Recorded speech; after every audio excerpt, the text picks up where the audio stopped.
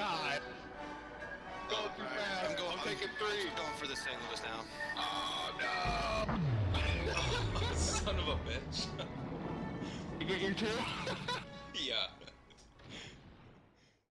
Welcome back to the channel, everyone. Thotgor here, of course, and today we are going to take a look at a battle in the Zhao on Sea of Fortune. Sea of Fortune is a interesting map. We mostly see it at the higher tiers rather. So, tier 10, tier 9, and most likely tier 8s, because we all know tier 8s love to get into tier 10 battles.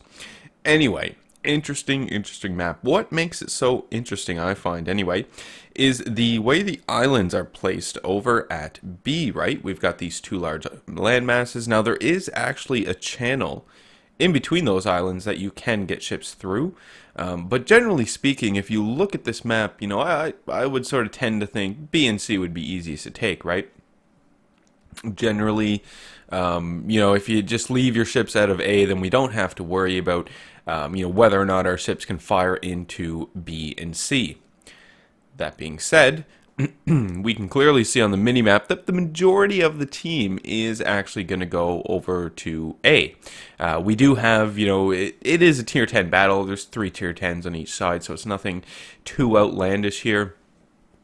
But given that, our larger ships, our battleships, and destroyers, the majority of them anyway, are making their way over there to A, I thought, well, fine, this is where I may as well go. The idea, at least my idea, was to support them at A. Ideally, I'm going to help them take B. Again, I didn't really want to get too involved over there at A. Didn't really enjoy it. Something, though, happened here in this battle that surprised me, and as it unfolds, we'll talk about it obviously, but it's the whole idea of being unpredictable, I suppose, not necessarily going the path of the easiest resistance, in order to get 2 points. For example, it's probably easiest to get B and C, but a little bit more challenging potentially to take A, but maybe the enemy isn't quite prepared for it. Looking around, we do see some enemies off in the distance as well. We see North Carolina over there and the Moskva, right? So we need to be careful about the Moskva. I mean, this is that is a great tier 10 cruiser. I don't have mine yet, obviously, but I am working towards it. Actually, I did get the first hull upgrade for the Donsky, so that's something. Working towards that last hull upgrade, and then we will finally be working our way towards the Moskva. We see an unfortunate destroyer over there who ends up grounding himself. It's not a full-on collision with the island. It's a grounding or a bottoming out. We can tell because the enemy destroyer continues to move forward, but just at a jaggedy sort of pace and a slow pace as well. So throw some shots downrange. Hopefully we'll do a bit of damage there. Getting in a little closer, you can see I'm even pushing in even pushing a little further into the A point as well. Yeah, I thought that this, look at the minimap, right?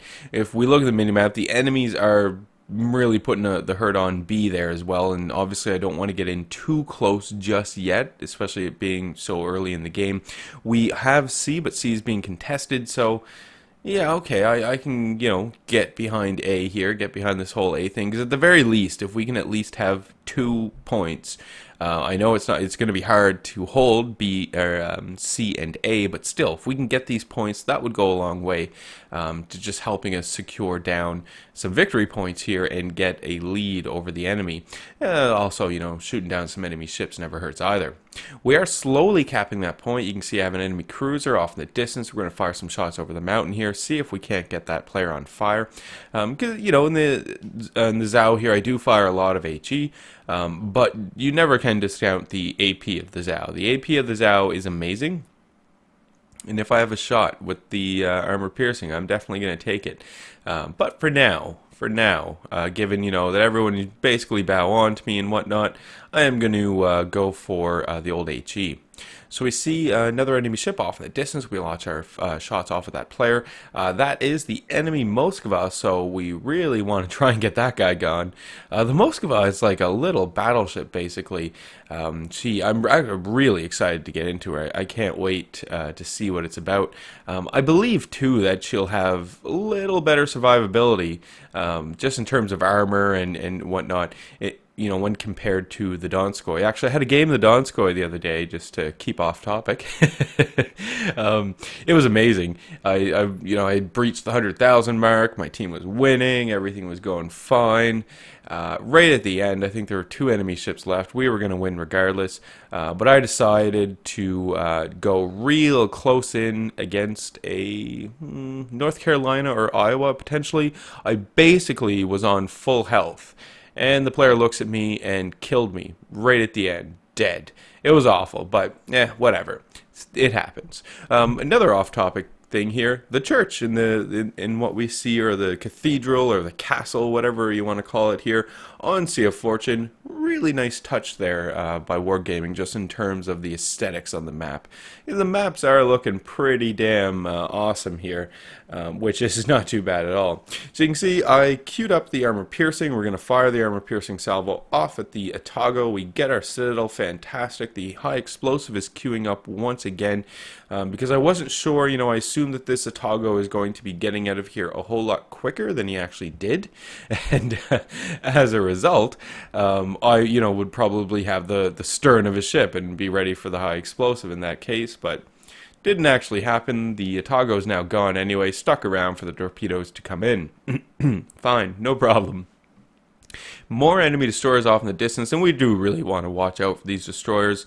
I gotta tell you, that Khabarovsk, a tier 10, the Russian tier 10 destroyer, is a beast. I don't have one, but I have faced one many, many times, and they are just annoying as all hell. And I mean, if you are in the sights of a Khabarovsk driver who's determined to kill you, and you already are on pretty low health, because that's really what the Russian destroyers seem to excel at, is finishing off finishing off ships that are on low health ish, pestering them with Invisifire. You're going down. There's not a whole lot you can do to it. I mean, if the captain has Demolition Expert on there, you're just going to get set on fire over and over and over. I'm sure, on my end, I hate it, but on the Khabarovsk captain's end, I'm sure he or she is just, grinning from ear to ear.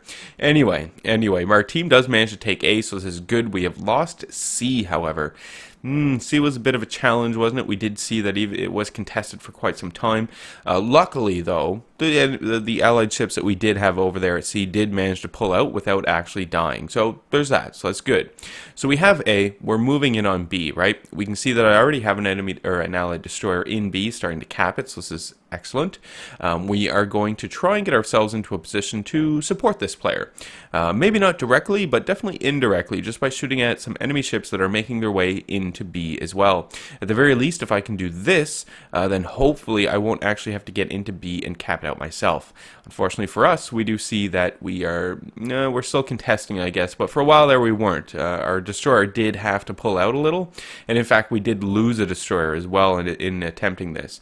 But there we go, the enemy's just lost a destroyer, so fantastic. This is great. We're going to try and reposition ourselves here. I'm not willing just to go in there all willy-nilly, but at the same time, I didn't want to loaf around and not have the zone capped out. So I decide, all right, fine, we're going to take the chance. I'm on full health anyway.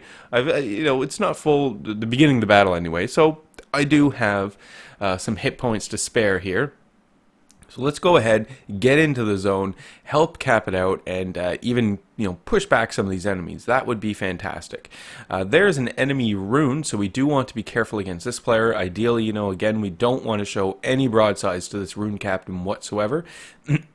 Excuse me, because that rune will destroy us. So you can see that I am loading up the armor piercing because the rune is giving me a broadside. It's a very bad idea for this ship to do. So fine, we'll get some armor piercing loaded up here and see what we can't get done with that. We almost have the B cap zone taken now, but because obviously I'm losing my cap points, really relying on the other allied ships I have here to help me out. Now you can see on the minimap a number of my allied ships are pushing into the B zone as well. Now we already have the B zone, right? Things are getting a little hairy, so I'm going to try and get myself out of here, but we already have it. But this is excellent. We have all of our allied ships coming together and helping to defend the B zone. A is basically ours, right? We don't really have to worry about A anymore. There is an enemy ship off in the distance. I think it's still that Moskva, but that Moskva has been screwing around all battle, so we don't necessarily have to be too afraid of this guy. We have this enemy destroyer just sort of sitting there, so I just caught that guy, and we're going to fire off our HE. Fired off some torpedoes there at the enemy battleship, managed to take that player out as well. Fantastic. Get ourselves out of action here for a moment. Just sort of recover, right? We did pay for that maneuver with a bit of our hit points, but I think it was worth it.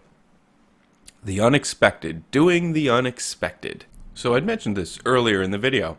What I meant was, like I said, path of least resistance would most likely be, taking the B zone and the C zone. A has these islands that makes it a little difficult to support B once you have A. You're kind of caged in there, right? And your whole fleet can really end up getting balled in there. And that can be bad. So the enemies also, went B and C. Now what we did was instantly take A, right? And that's where the team went for the, right at the beginning of the battle, basically. And I think by taking that A point, we sort of threw off the enemies because they didn't have that much support over there at A. If you recall, there was a battleship, I think it was in North Carolina, and there was the Moskva, and that was it. Everything else the enemy had was either in B or C, so we were easily able to take A, and then credit where credit is due. My team didn't just stick in A and try and fight it out there. They had the sense and the wits about them to push through that channel at A right into B. And by doing this, we really are keeping the enemies back, sort of at arm's length right now, right? The enemies are down a number of ships, 5 ships, right? So there's that. We have 3 gone, so really, they're down 2 ships compared to us. So it's not that big of a difference between the two teams.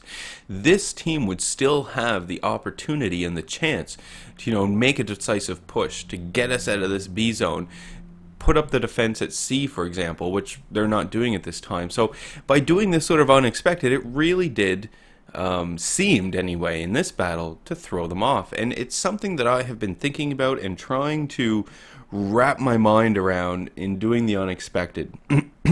I find it difficult to go from a random battle PvP mindset with 12v12 to go down to, say, like a smaller team composition mindset. And it's more in a competitive structure. I'm struggling with that one right now, to do the unexpected in those battles. But it helps when I take these chances, or rather, I didn't take the chance here. If you recall at the beginning, I didn't want to go to A.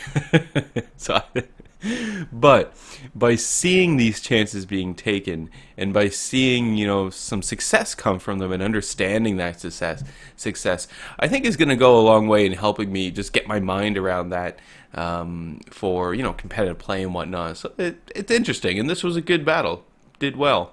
So there we go. We got our first kill. Not too bad at all. I think it was a fire, I believe, that I got that kill on. So that's not too shabby at all. Or second kill, yeah, because I killed that battleship. The enemies only have 4 ships remaining. We can see one of the cruisers here in front of us. It's the Moskva. The Moskva is back. Finally, the Moskva has decided to make the push into A. Unfortunately for this player, it's basically on his own. Way too late in the battle. My team has, basically pushed from A to B and now into C. I mean, the enemy has A. That's fine. We don't really need A anymore at this point in time. It's just a matter now of really sinking the enemies. 925 points at the top as well. So just a matter of, seeing how many more enemies we can sink, and hopefully, on my behalf, not die. Just not die. Not, pull one of these crazy maneuvers here and just end up getting destroyed. That would be ideal, I think. I'd like that. Anyway, we're going to get ourselves into position to attempt to put some shots into the Moskva, right? I am, taking a look at the torpedoes, taking a look at the angling, but also seeing if that Moskva is going to be going forwards or backwards, or what is he doing around this island. Obviously, the player knew that I'm, looking for him here, and so, using the island to his advantage, or to the player's advantage, to make sure that he's got some cover against me, right? So I'm going to have to circle in behind these islands here. Just what I'm going to have to do if I want to have any shots. We're not actually going to get to that point, though, because again, 991 victory points. So we're very close to victory, and you can see quickly we are capping out the enemies here. And the enemy never really had too much to say about this the entire battle. So, battle is over. Victory is ours. We didn't do too bad. 103,000 damage in the old Zhao. Definitely could have been a whole lot worse, right? I think we actually made some money here too, so that's great. We get the 2 kills. Complete some of those ARP missions as well. I'm not interested in anime whatsoever. I have nothing against people who are. That's fine. But I do enjoy that at the very least for these ARP ships, even though I've never sailed out my ARP ships, I do enjoy that at the very least I can still complete the objectives and get some relevant prizes like money, experience, and flags. So there's that. And, credit to Wargaming there for not just excluding those who don't enjoy anime. 135,000 credits is what I earned when all is said and done, which is fantastic. I didn't die, and I got over 100,000 credits in a tier 10. Perfect. Things went well. Anyway, bit of a shorter video today. It came up a little later than normal as well. I had a fairly busy day, lots of stuff going on and whatnot. So I just thought I'd get this out before the night gets too crazy. Anyway, as always, I do hope you enjoyed the video. Leave any comments you have for me in the video comment section below. Love reading those, responding back to them. Hit the old like button if you did like today's video. Hit subscribe if you're not a subscriber. And as always, I do hope you enjoy the rest of your day.